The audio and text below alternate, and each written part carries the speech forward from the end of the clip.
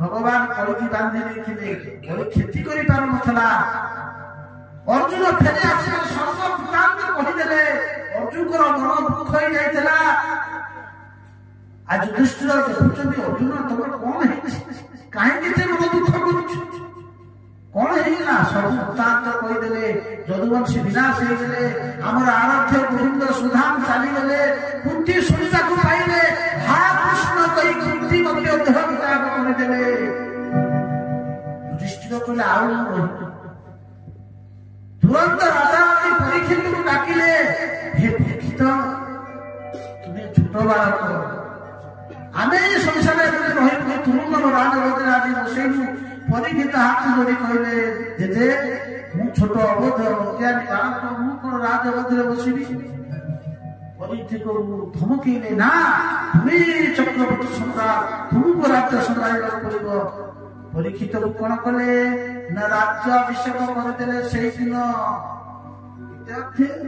ଇଏ 15 ଅଧ୍ୟାୟ ପ୍ରଥମ ଶ୍ଲୋକରେ ଆଜି ପରୀକ୍ଷିତକୁ ରାଜ ସିଂହାସନରେ ବସେଇ ଦେଲେ।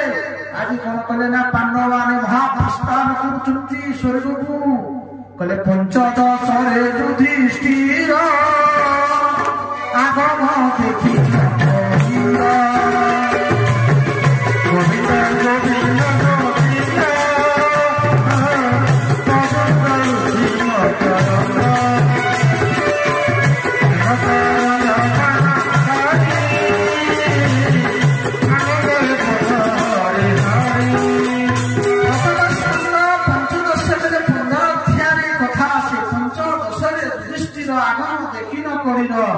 পরীক্ষা দেহি রাজ্য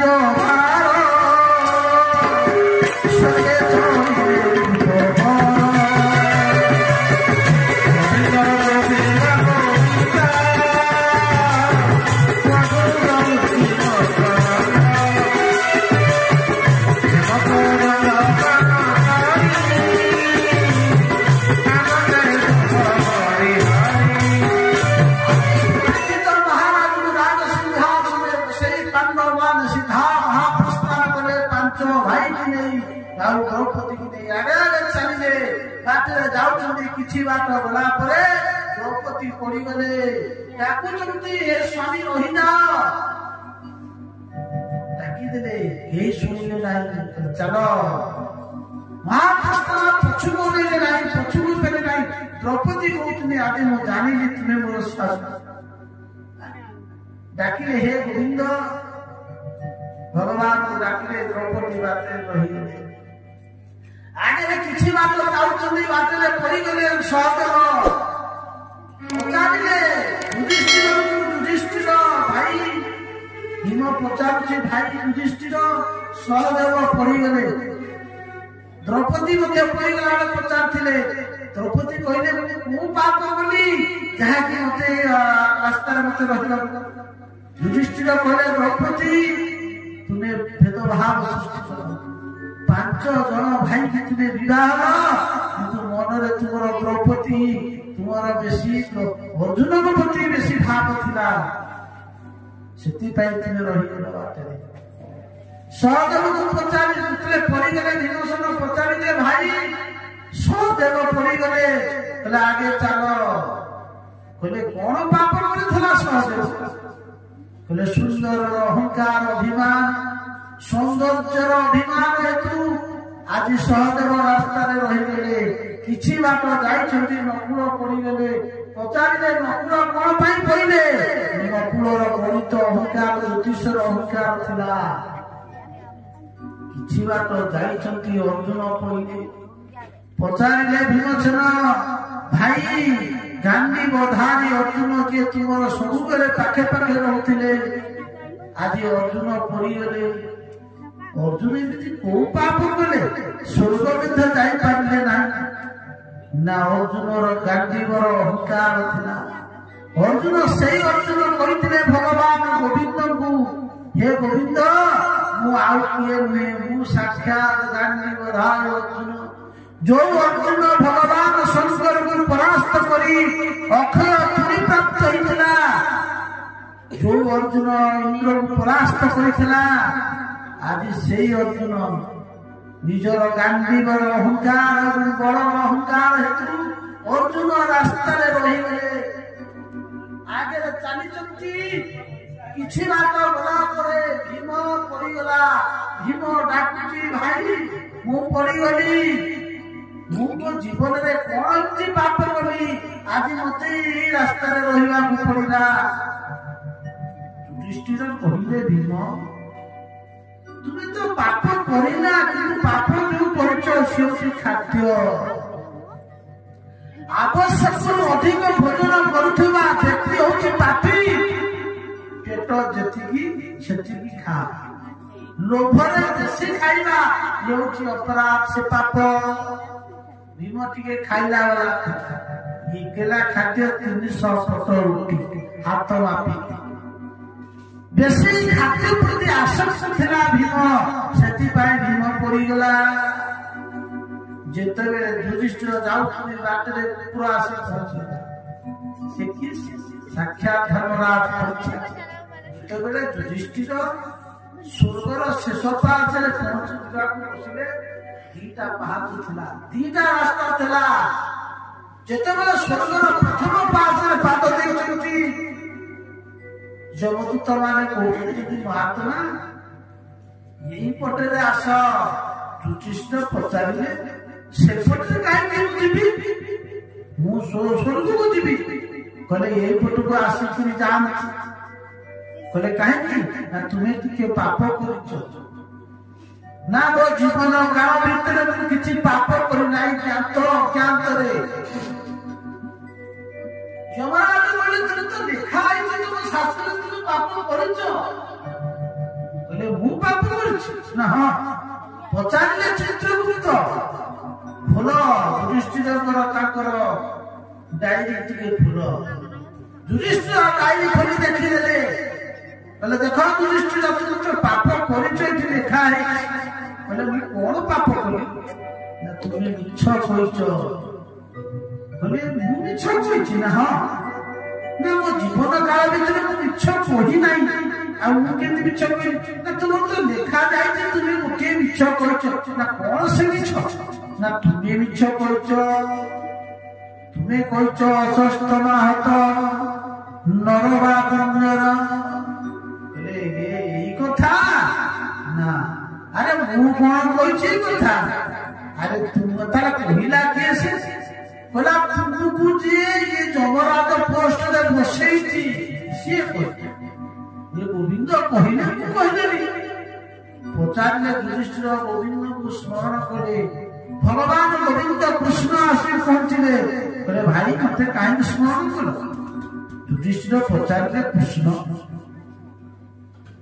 ମୋ ଜୀବନ କାଳ ମଧ୍ୟରେ ମୁଁ ପାପ କରି ନାହିଁ, ମିଛ କହି ନାହିଁ, କିନ୍ତୁ ମୁଁ ମିଛ କହିଛି ବୋଲି ଲେଖା ଯାଇଛି। ଆଉ ତୁମେ ତ କହିଲ, ତୁମେ କୁହ ଅଶ୍ୱସ୍ତମାହତ।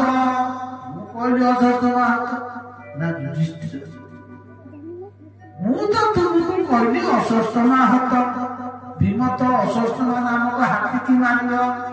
ଦ୍ରୋଣାଚାର୍ଯ୍ୟ ପଚାରିଲେ, ତୁମେ ତ ଧର୍ମରାଜ ମିଛ କହିବ ନାହିଁ, ତେଣୁ ତମକୁ ପଚାରିଲେ ତମେ ଖାଲି ଏତିକି କହିବ ଅଶ୍ୱସ୍ତମାହତ। ତା କଥା ମୁଁ ପରେ ବୁଝିଲି। ତୁମେ କାହିଁକି ଭାରି ଚାଲାକିଆ, କାଳେ ମିଛ ହେଇଯିବ ବୋଲି ତମେ କହିଲ ଅଶ୍ୱସ୍ତମାହତ ନରବାଗନ୍ୟର। ଭଗବାନ ତ ଖୁବ୍ ଚାଲାକି। ଭଗବାନ କଣ କଲେ ଶୁଣ, ଯିଏ ଯେତେବେଳେ ଦ୍ରୋଣାଚାର୍ଯ୍ୟ ପଚାରିଲେ, ହେ ଧର୍ମରାଜ ସତରେ କଣ ମୋ ପୁଅ ଅଶ୍ୱସ୍ତମା ମରିଯାଇଛି? ଭୀମଟା ଅଶ୍ୱସ୍ତମା ନାମକ ହାତୀକି ବେଗ ପ୍ରହାର କଲା। ଅଶ୍ୱସ୍ତମା ହାତୀ ପଡିଗଲା। ଭୀମ କହିଲା ଅଶ୍ୱସ୍ତମାହତ, ଅଶ୍ୱସ୍ତମାହତ। ଚାରିଆଡେ ଶୁଣିଗଲେ, ଆରେ ଅଶ୍ୱସ୍ତମା ମରିଗଲା, ଅଶ୍ୱସ୍ତମା ମରିଗଲା। ଦ୍ରୋଣାଚାର୍ଯ୍ୟ କାନରେ ବାଜିଲା, ନା ମୋ ପୁଅକୁ କେହି ମାରିପାରିବେ ନାହିଁ, ମୋ ପୁଅ ଚିରଞ୍ଜୀବୀ ଦଶମ୍ଭବ। ମହାଭାରତ ଯୁଦ୍ଧ କଣ ଆପଣଙ୍କ ଗାଁ ବାଗିଆ ଜାଗା? କିରେ ବିଶାଳ ଭୂମି, କିଏ କୋଉଠି ଥାନ୍ତି ତାର ତୁଳନା କରି ହବ ନାହିଁ। କାହାକୁ ପଚାର, ଯାହାକୁ ପଚାରୁଛନ୍ତି ହଁ ମୁଁ ତ ଶୁଣୁଛି ଅଶ୍ୱସ୍ତମାହତ। କିନ୍ତୁ ସନ୍ଦେହ ଜାତ ହେଲା ଦ୍ରୋଣାଚାର୍ଯ୍ୟଙ୍କର।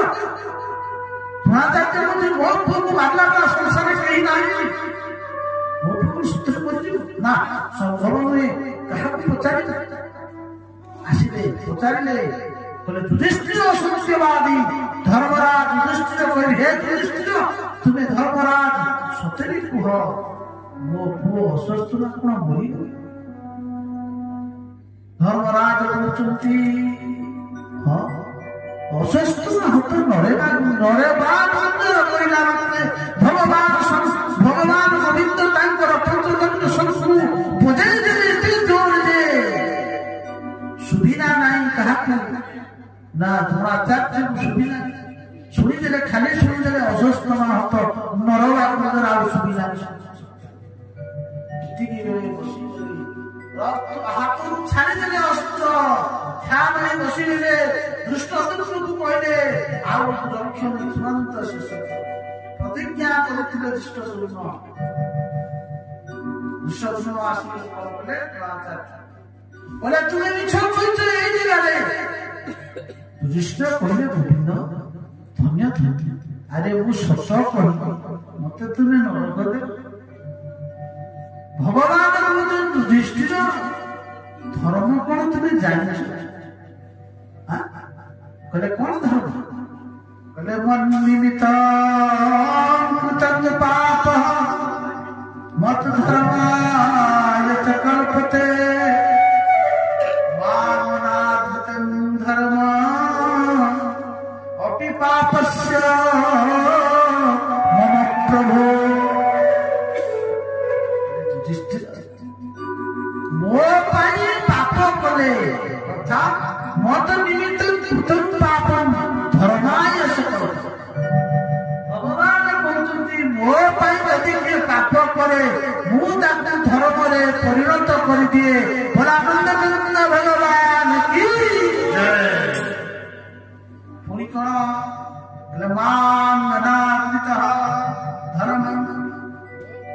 ମୁଁ ଯାହା ଚାହୁଁନଥିବି ଯଦି କିଏ ବାରମ୍ବାର ସେ କଥା କଲା ଅନାଦୃତ ହେଇଯିବ ଧର୍ମ ହେଇଯିବ। ଇଏ ମୋର କଥା ମାନେ କହିବାର ଉଦ୍ଦେଶ୍ୟ ଭଗବାନ ଯେମିତି ଚାହିଁଲେ ସେମିତି କରିପାରିବେ।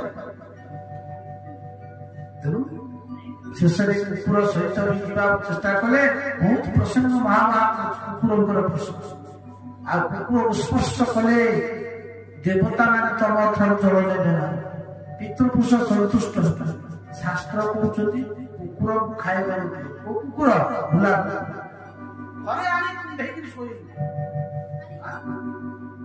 ତେଣୁ ଯୁଧିଷ୍ଠିରଙ୍କର ସ୍ୱର୍ଗାନ ହେଇଗଲା ପରୀକ୍ଷିତ ହେଇଗଲେ ଦେଶର ରାଜା ପରୀକ୍ଷିତ ପାଳନ କଲେ ପ୍ରଜାବଂଶ ଥିଲେ ପରୀକ୍ଷିତ ବିଚାର କଲେ ମୋ ଜେଜେବାପା ସବୁଆଡେ ବୁଲୁଥିଲେ ମୁଁ ଟିକେ ଯାଇ ବୁଲିକି ଦେଖେ ପ୍ରଜାମାନେ କେମିତି କଣ ଅଛନ୍ତି। ପରୀକ୍ଷିତ ଉତ୍ତରା ଭଦ୍ରାଶ୍ଵ କେତେମାଳ କିଂପୁରୁଷ ଇଳାବତ ଆର୍ଯ୍ୟାବତ ଭାରତ ନଅ ଖଣ୍ଡକୁ ବୁଲିଲେ ये सारा ब्रह्मांडे सप्तद्वीपर चक्रवर्ती सम्राट कलिर प्रथम राजा इंद्र प्रस्तवा दिल्लीर प्रथम सम्राट युधिष्ठिर कलिर परवर्ती सब परीक्षित प्रथम राजा।